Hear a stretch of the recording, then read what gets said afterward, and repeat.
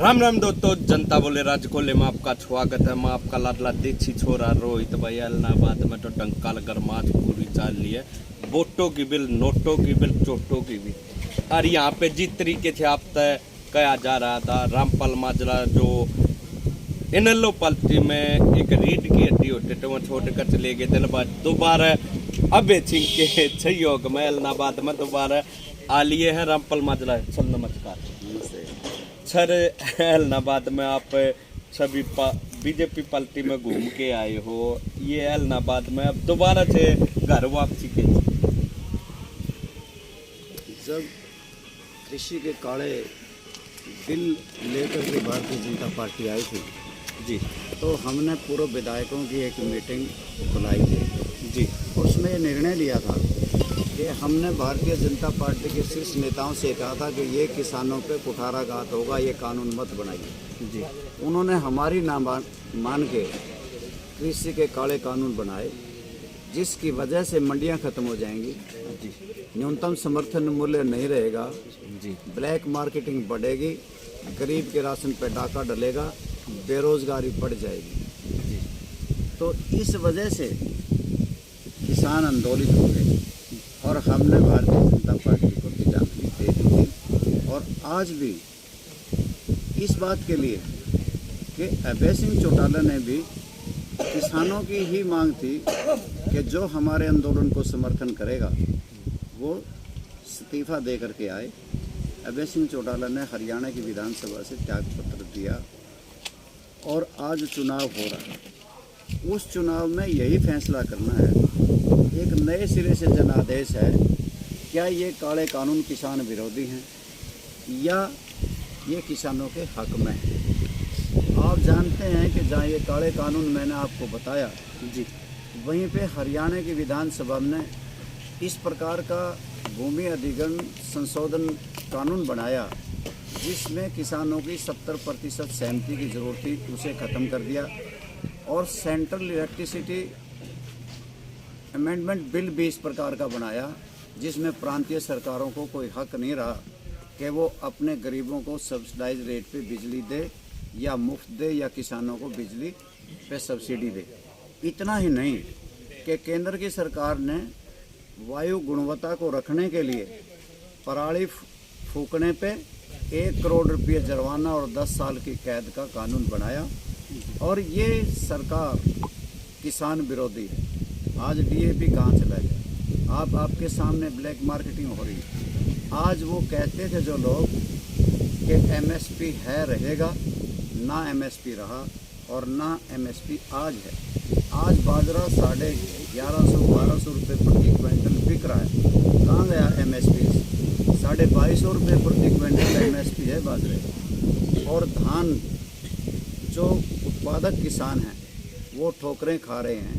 आज रास्ते बंद किए जा रहे हैं कि उनको नमी के नाम पे, काला और पीला दाना के नाम पे लूटा जा रहा है। एमएसपी से 300 रुपये प्रति क्विंटल कम भाव की धान उत्पादक किसानों को मिल रहा है।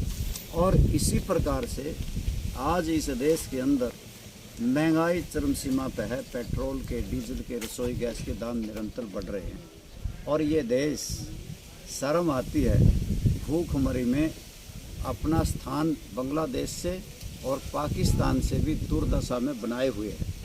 और बेरोजगारी में हरियाणा प्रदेश नंबर 1 पे है। आप ये अंदाज़ा कर लो, इसके जो पक्षधर होंगे वो कहते हैं कि राज के मज़े लो। राज के मज़े तो ये राज वाले ही ले रहे हैं, अन्यथा तो किसी को राज के कोई मज़े क्या, अपने दिनचर्या भी पूरी नहीं हो पा रही जो वो करना रामपाल जी। ये इलाहाबाद का चुनाव है, हम अब फिलहाल इलाहाबाद चुनाव की बात कर रहे हैं। एक भाई को जताने में पसीना बहा रहा है, एक भाई को हराने में पसीना बहा रहा है। एक भाई कहता है कि कभी 32 होती थी न लो, फिर आई 19 पे न लो, फिर आई 1 पे न लो, अब 0 है न लो। ये तो उनकी आपसी बातचीत है, मैं इसके बारे में क्या टिक्का टिप्पणी करूँगा। पर मुझे बहुत शर्म आती है। वही जो जिसकी बात आप कर रहे हो वो हमारे साथ हरियाणा की विधानसभा में थे और हम नारे लगाते थे, गीती का शर्मा हम शर्मिंदा हैं, तेरे कातिल अभी जिंदा। आज वो दूध के धोए कैसे हो गए कि उनके साथ साथ घूमते हैं।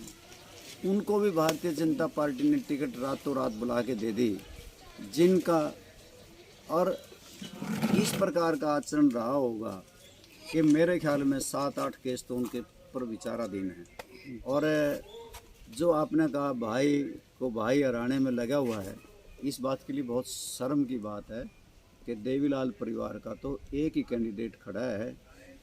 लोगों ने समझना चाहिए, और वो किसानों के साथ खड़ा है, किसानों का झंडा बुलंद किए खड़ा है, उसी का साथ देना चाहिए।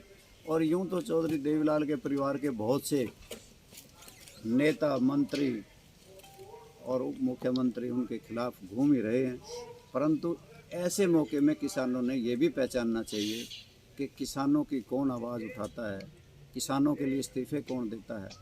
आज 700 से किसान अपने जानों की बलिवेदी दे चुके, उन्हें किस प्रकार से जीप के नीचे रगड़ दिया जाता है, रोन दिया जाता है। अगर उन्हें आज भी इस बात का एहसास नहीं हो सका, अगर किसानों की बात को जो तस्लीम देते हैं, आवाज़ उठाते हैं, अगर आज भी हमें महसूस नहीं हो तो फिर कब होगा। जी रामपाल जी, आप बीजेपी में घूम के फिर दोबारा इनेलो में आए हैं। रामपाल जी, आपने बीजेपी में कद या पद देखा है, या वहाँ इज्जत ज़्यादा है या इनेलो में ज़्यादा? ऐसा था कि मैं इन लोग से तो बहुत लंबे समय से जुड़ा हुआ जी। मेरे ख्याल में इन लोग के आज के वर्तमान के जो लोग हैं, ये तो बहुत नई पीढ़ी है मेरे लिए। मैं इनके बारे में तो कुछ नहीं जानता। जहाँ तक आपने कहा कि आपने वहाँ मान मिला या ना मिला, मैं अब भी नहीं हूँ इन लोगों में तो, परंतु मैं दलगत राजनीति से ऊपर उठ के मैंने भारतीय जनता पार्टी को किसानों के साथ जब कुठाराघात हो रहा था, अन्याय हो रहा था, किसानों के काले कानून बनाए जा रहे थे, तब छोड़ी थी। और आज भी जिसने किसानों के लिए इस्तीफा दे दिया, मैं उसके पक्ष में आया हूँ। मैं कोई इंडियन नेशनल लोकदल पार्टी में शामिल होने नहीं आया, ये आपको गलत फहमी। इंडियन नेशनल लोकदल का तो आप आने वाले जो आपका गुजर गया टाइम, उसमें आपका बहुत बड़ा चेहरा था। हम भी आपके नमस्ते करने के लिए लेन में वेट में रामपाल माजला जी आएगा, हम भी नल्लो में पलटी में थे। जब मैं वर्कर था, हम नू सोचा करते ले भाई रामपाल माजला जी के हमारे भी नमस्ते हो जाओ। फिर आपके साथ ऐसा हुआ नहीं, हमारे साथ नमस्ते हो। फिर भी आप बीजेपी में, आप किसान के साथ हैं। आप आगे जाने वाले जिस तरीके से 25 तारीख को रैली की गई थी किसानों के तरह, चौधरी देवीलाल की। बीजेपी का तो मुझे वैसे ही लाना दे रहे हो। बीजेपी में तो मेरा थोड़ा ही समय लगा है जी, और आप लोकदल में हो आज भी ना। मैं लोकदल में नहीं, पत्रकार हूँ जी। मैं हूँ नहीं, आपकी मैं पत्रकार हूँ। मैं लोकदल या भावना से लगता है 2 साल से मैं आज के दिन किसानों के साथ हूँ, और इस लड़ाई को सही मंजिल तक पहुंचाने में चाहे और भी कुछ करना पड़े, उसके लिए भी करने के लिए तत्पर और तैयार रहेंगे। क्या आपको ऐसा लगा कि अब 76 है, 76 रहेगा, इसलिए साथ देने आए? मैं इस बात के लिए कोई अभय सिंह का बहुत ज़्यादा प्रशंसक नहीं हूँ जी कि मैं उनके बारे में कोई बात कहूँ। मैं ये ज़रूर कहूँगा कि उन्होंने सही लड़ाई लड़ी है। आपने सवाल तो नहीं किया, पर मैं एक जवाब दे रहा हूँ लोगों को। जो भारतीय जनता पार्टी, जजपा, हलोपा के लोग जो इकट्ठे होकर ये कहते हैं कि अभय सिंह ने इस्तीफा दिया था, चुनाव क्यों हुआ, क्यों लड़ा, परंतु मैं उनको याद दिलाना चाहता हूँ कि राजीव लोंगोवाल समझौते के खिलाफ भी चौधरी देवीलाल ने और डॉक्टर मंगल सेन जी ने इस्तीफा दिया था। और जब तक कौन सा समझौता रद्द हो गया था, तब उपचुनाव आए थे। चौधरी देवीलाल महम से फिर चुनाव लड़े थे और डॉक्टर मंगल सेन रोहतक से लड़े थे। जी। क्या चौधरी देवीलाल जीत गए थे और डॉक्टर मंगल सेन जी हार गए थे? क्या भारतीय जनता पार्टी के लोग ये भूल गए, या जेजेपी के लोग ये भूल गए कि न्याय युद्ध को और तेज करने के लिए चौधरी देवीलाल ने भी और डॉक्टर मंगल सेन जी ने भी अपनी हरियाणा की विधानसभा को छोड़ दिया था। सदस्यता को इसलिए छोड़ा था कि आंदोलन को और तेजी मिले। इसीलिए अभय सिंह चौटाला ने त्याग पत्र दिया था कि किसानों के आंदोलन में शामिल होकर के किसानों के आंदोलन को और तेज और तीव्र कर दिया जाए, कि अगर मेरी कुर्बानी से ये आंदोलन तेज होता है तो मुझे हरियाणा की विधानसभा से त्याग पत्र देना चाहिए। इसलिए अभय सिंह चौटाला ने दोबारा से चुनाव जो आया, उपचुनाव आया, तो लड़ना भी जरूरी है कि जो लोग चाहते हैं कि डीएपी खाद ना मिले, जो चाहते हैं कि उनकी ज़मीन का अधिग्रहण बिना पूछे हो जाए, जो चाहते हैं कि मंडियां ख़त्म हो जाएं, जो चाहते हैं न्यूनतम समर्थन मूल्य ना रहे, जो चाहते हैं कि सरकारी रेट पर जिनसे ना बिकें और ब्लैक मार्केटिंग बढ़े, वो भले ही भारतीय जनता पार्टी के दूध के धुले हुए उम्मीदवार को वोट दे दें। अन्यथा तो अगर किसानों को ये बातें नज़र आती हैं, मज़दूरों को ये बात नज़र आती है कि कल तुम्हारे राशन पे डाका डलेगा, तुम्हारी ज़मीनों पे डाके डलेंगे, बेरोज़गारी बढ़ेगी और मंडियां ख़त्म होगी, तो मैं सोचता हूँ निश्चित तौर से ये जनादेश अभय सिंह चौटाला के पक्ष में जाना चाहिए, उसे वोट देना चाहिए। जी जिस तरीके से चौधरी देवीलाल जी का जन्मदिन मनाया जा रहा था, वहाँ तो हमारे किसानों के एक ही लोते मछैया चौधरी देवीलाल का नाम आ रहा है। वहाँ बीजेपी के वीरेंद्र डूमर खां भी वहाँ पे पहुँच गए थे। वहाँ पे वो भी तो चौधरी देवीलाल को भी आप भी दिल से मानते थे, फिर आप वहाँ उस मंच पे नहीं पहुँचे। या जो एलना बाद का जो मैदानी दंगल, चुनाव दंगल है, इसमें उतर के आए हैं, या आप अपने स्वार्थ के लिए आए हैं या किसानों के हक के लिए आए? चौधरी देवीलाल का आज भी सीने में बहुत सम्मान है और उनके प्रति गहरी आस्था और श्रद्धा है। चौधरी देवीलाल का जन्मदिन मैंने अपने घर पे, अपने गांव में हर्षोल्लास से मनाया।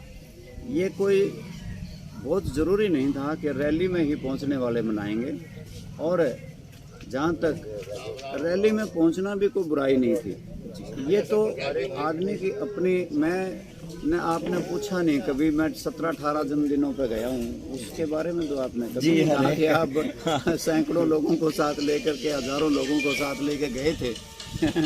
चलो मैं 1-2 में नहीं जा पाया हूँगा, कोई पारिवारिक तौर से भी मजबूरियां रह जाती हैं और भी रह जाती है, पर मैं उनके प्रति मेरी गहरी आस्था है। जी सर, देखिए ये थे बहुत ही बड़े चेहरे हरियाणा के रामपाल माजरा जी। और ये वीडियो जो देखा भाई जिस न जिस लगा उस तरीके के कमेंट कर दियो भाई। जय हरियाणा और जय हरियाणवी जनता बोले राज खोले, देसी छोरा रोई।